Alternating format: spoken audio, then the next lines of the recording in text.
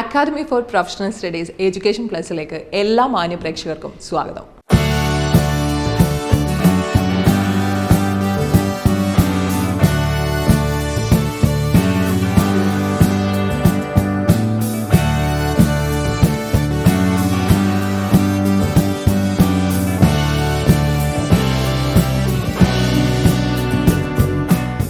ഇപ്പോൾ CMA ഇന്ത്യനെ കുറിച്ച് നമ്മൾ പറയുന്ന സമയത്ത്, കോഴ്സിനെ കുറിച്ച് പറയുന്ന സമയത്ത് എല്ലാവർക്കും ഉള്ളൊരു കൺഫ്യൂഷനാണ്. അതിലേക്ക് എൻ്റർ ചെയ്യണമെങ്കിൽ ഈ ഒരു CMA, അതുപോലെ CMA ഫൗണ്ടേഷൻ അല്ലെങ്കിൽ കാറ്റ്, ഇതിൽ രണ്ടിൽ ഏതെങ്കിലും ഒന്ന് ചെയ്തിട്ടേ ഇതിലേക്ക് എൻ്റർ ചെയ്യാൻ പറ്റുള്ളൂ.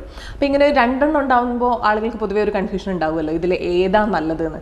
സത്യത്തിൽ ഏതാ നല്ലത്, കുറച്ചുകൂടി നല്ലത് ഏതാ? അതൊരു നല്ലൊരു ചോദ്യമാണ്. CMA ഇന്ത്യ ഇപ്പോൾ +2 കഴിഞ്ഞ കുട്ടികളെ സംബന്ധിച്ചിടത്തോളം അവർക്ക് CMA ഇന്ത്യ കോഴ്സിലേക്ക് എൻട്രി ചെയ്യണമെന്നുണ്ടെങ്കിൽ അവർ CMA ഫൗണ്ടേഷൻ കോഴ്സോ അല്ലെങ്കിൽ CMAയുടെ കാറ്റ് കോഴ്സോ ചെയ്യേണ്ടതുണ്ട്.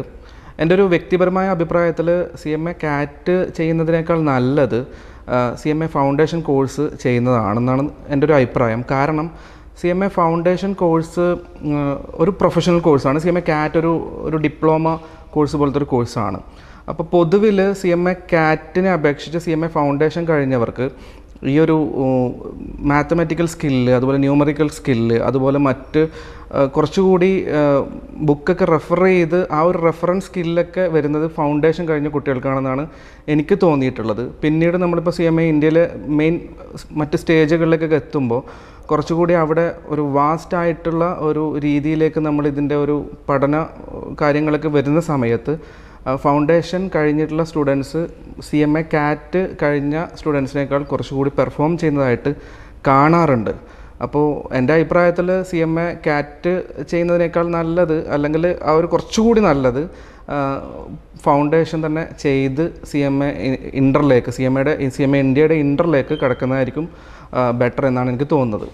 സർട്ടിഫിക്കേഷൻ കോഴ്സ് ചെയ്ത് അതിൽ നിർത്താൻ ആഗ്രഹിക്കുന്നവർക്ക് ഏറ്റവും ബെറ്റർ CMA കാറ്റ് ചെയ്യുന്നത് തന്നെയാണ്. പക്ഷെ അത് കണ്ടിന്യൂ ചെയ്ത് CMA ഇന്ത്യയുടെ മറ്റ് CMA ഇൻ്റർ ആ ലെവലിലേക്ക് പോകണമെന്നുണ്ടെങ്കിൽ കുറച്ചുകൂടി നല്ലത് ഫൗണ്ടേഷൻ ചെയ്യുന്നത് തന്നെയാണ്. കാരണം ഒരു പ്രൊഫഷണലി ബെറ്റർ ആയിട്ടുള്ളൊരു കോഴ്സാണ്. അതുപോലെ തന്നെ സ്കില്ല് ഏൺ ചെയ്യുന്നതിന് വേണ്ടിയിട്ട് കാറ്റിനേക്കാൾ ബെറ്റർ ആയിട്ട് വരുന്നത് CMA ഫൗണ്ടേഷൻ കോഴ്സ് തന്നെയാണ്.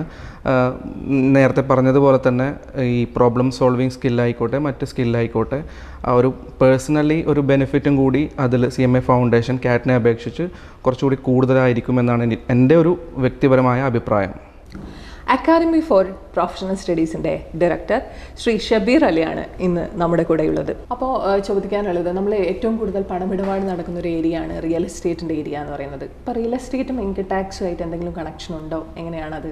റിയൽ എസ്റ്റേറ്റ് മേഖലയിൽ സ്ഥലം, ബിൽഡിങ്ങിൻ്റെ ഒക്കെ വിൽപ്പന നടത്തി കഴിഞ്ഞാൽ ഇതിന് ഇൻകം ടാക്സ് ഉണ്ടോ, അതിന് ടാക്സ് അടക്കാനുണ്ടോ, അതിന് വേറെ എന്തെങ്കിലും കാൽക്കുലേഷൻ ഉണ്ടോ എന്നുള്ള കാര്യങ്ങളൊക്കെ പല ആൾക്കാർക്ക് സംശയമുള്ളതാണ്.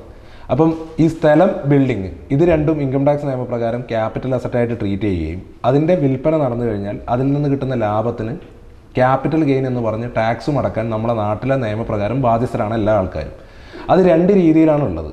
ഈ സ്ഥലവും ബിൽഡിങ്ങും ആണെങ്കിൽ നമ്മളൊരു സ്ഥലവും ബിൽഡിങ്ങും വാങ്ങിച്ച് 24 മാസത്തിനുള്ളിലായിട്ടാണ് നമ്മളത് വിൽക്കുന്നതെങ്കിൽ, അതായത് നമ്മുടെ കൈവശം 24 മാസത്തിന് താഴെയായിട്ടാണ് നമ്മളത് വിൽക്കുന്നതെങ്കിൽ അതിൽ നിന്ന് കിട്ടുന്ന ലാഭത്തിനെ ഷോർട്ട് ടേം ക്യാപിറ്റൽ ഗെയിൻ എന്ന് പറയും. അത് കണക്കാക്കുന്നത് വളരെ എളുപ്പമാണ്. നമ്മളൊരു 3 ലക്ഷം രൂപക്ക് വാങ്ങിച്ചൊരു പ്രോപ്പർട്ടി 5 ലക്ഷം രൂപക്ക് വിറ്റ് കഴിഞ്ഞാൽ അതിൻ്റെ ലാഭം വെറും 2 ലക്ഷം രൂപയാണ്. അത് 2 ലക്ഷം രൂപ നമ്മുടെ മറ്റുള്ള വരുമാനത്തിൻ്റെ കൂടെ കൂട്ടിയിട്ട് ടാക്സ് അടക്കാനുണ്ടെങ്കിൽ അടക്കുക, അതിൻ്റെ പ്രശ്നം തീർക്കുക. പക്ഷേ നേരെ മറിച്ച് ഇത് ലോങ് ടേം ആയിക്കഴിഞ്ഞാൽ 24 മാസത്തിന് ശേഷമാണ് നമ്മൾ വിൽക്കുന്നതെങ്കിൽ അതിൽ നിന്ന് ലാഭം കിട്ടുന്നതിനെ ലോങ് ടേം ക്യാപിറ്റൽ ഗെയിൻ എന്ന് പറയും. പക്ഷേ ഈ ലോങ് ടേം ക്യാപിറ്റൽ ഗെയിൻ കാണുന്ന സമയത്ത് നമ്മുടെ ലാഭം കണക്കാക്കുന്നതിന് ചെറിയൊരു ആഡ് ഓൺ പോലെ ഒരു സാധനം ഗവൺമെൻറ് നമുക്ക് തന്നിട്ടുണ്ട്. അതൊരു റിലീഫാണ്. കാരണം നമ്മൾ മുമ്പ് ഒരു 5 ലക്ഷം രൂപ കൊടുത്ത് വാങ്ങിച്ചൊരു പ്രോപ്പർട്ടി, അല്ലെങ്കിൽ ഒരു 1 ലാക്ക് കൊടുത്ത് വാങ്ങിച്ചൊരു പ്രോപ്പർട്ടി, 2001 1 ലക്ഷം രൂപ കൊടുത്ത് വാങ്ങിച്ചൊരു പ്രോപ്പർട്ടി ഇപ്പോൾ 2024-25 നിങ്ങൾ ഒരു 5 ലക്ഷം രൂപക്ക് വിൽക്കുകയാണെന്ന് വിചാരിക്കുക. അപ്പോൾ നമുക്ക് ഒറ്റ നോട്ടത്തിൽ 4 ലക്ഷം രൂപയാണ് ലാഭമെന്ന് തോന്നുമെങ്കിലും ഗവൺമെൻറ് പറഞ്ഞിരിക്കുന്നത് നിങ്ങൾ ഇങ്ങനെ ലാഭം കണ്ടുപിടിക്കേണ്ട, പകരം നിങ്ങൾ എന്ത് ചെയ്തോ, അന്ന് വാങ്ങിച്ച 1 ലക്ഷം രൂപയെ പണപ്പെരുപ്പ ഇൻഡെക്സേഷൻ, അതിന് ഇൻഡെക്സേഷൻ എന്നാ പറയുക, പണപ്പെരുപ്പ സൂചിക വെച്ചിട്ട് നിങ്ങൾക്ക് ഇന്നത്തെ കണക്കിലെടുക്കുകയാണെങ്കിൽ അന്നത്തെ 1 ലക്ഷം രൂപയെ ഇന്ന് 3,63,000 രൂപയാക്കിയിട്ട് കൂട്ടിക്കാണിക്കാൻ വേണ്ടി പറ്റും. എന്ന് പറഞ്ഞാൽ നിങ്ങൾ 5 ലക്ഷം രൂപയിൽ നിന്ന് ഈ 3,63,000 രൂപ കുറച്ച് ബാക്കി വരുന്ന എമൗണ്ട് നിങ്ങൾ ലാഭമാക്കിയിട്ട് കാണിച്ചാൽ മതി. ആ ലാഭത്തിന് നിങ്ങൾ 20% എന്ത് ചെയ്യണം, ടാക്സ് അടക്കണം. ഇനി ഇത് ടാക്സിൽ നിന്ന് ഒഴിവാക്കാൻ വേണ്ടിയിട്ടും ഗവൺമെൻറ് എന്ത് പറഞ്ഞിട്ടുണ്ട്, കുറച്ച് ആനുകൂല്യങ്ങൾ പറഞ്ഞിട്ടുണ്ട്. നിങ്ങൾ ഈ ലാഭം കിട്ടുന്ന പണം നിങ്ങൾ പുതിയൊരു വീട്ടിൽ ഇൻവെസ്റ്റ് ചെയ്യുകയാണെങ്കിൽ നിങ്ങൾക്ക് ടാക്സ് അടക്കണ്ട. അല്ലെങ്കിൽ ഗവൺമെൻറ് പറഞ്ഞിരിക്കുന്ന കുറച്ച് ബോണ്ടുകളുണ്ട്, national highway authority of India പോലെയുള്ള ബോണ്ടുകളുണ്ട്. അതിനകത്തേക്ക് 5 വർഷത്തേക്ക് ഡെപ്പോസിറ്റ് ചെയ്താൽ നിങ്ങൾ എന്ത് ചെയ്യേണ്ട ആവശ്യമില്ല, ടാക്സ് അടക്കേണ്ട കാര്യമൊന്നുമില്ല. അങ്ങനെ ഡെപ്പോസിറ്റ് ചെയ്യുന്നതിന് നിങ്ങൾക്ക് വർഷത്തിൽ എന്തും കിട്ടും, ഇൻട്രസ്റ്റും കിട്ടും. APS എഡ്യൂക്കേഷൻ പ്ലസിൻ്റെ ഇന്നത്തെ സെഗ്മെൻറ്റ് ഇവിടെ തീരുകയാണ്. കൂടുതൽ വിശേഷങ്ങളുമായി അടുത്ത സെഗ്മെൻറ്റിൽ കാണാം.